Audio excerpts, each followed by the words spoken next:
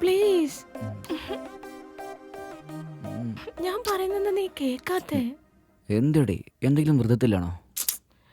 വീര, പരസ്പരം നമ്മൾ മനസ്സിലാക്കണം.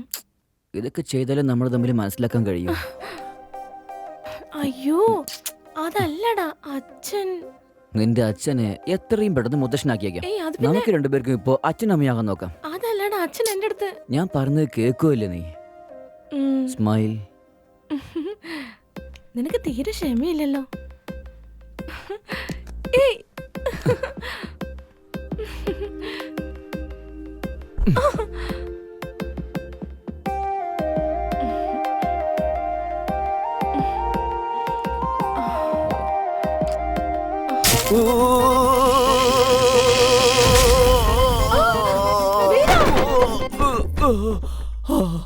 എന്താടി കാണിച്ചു വെച്ചിരിക്കുന്നത്?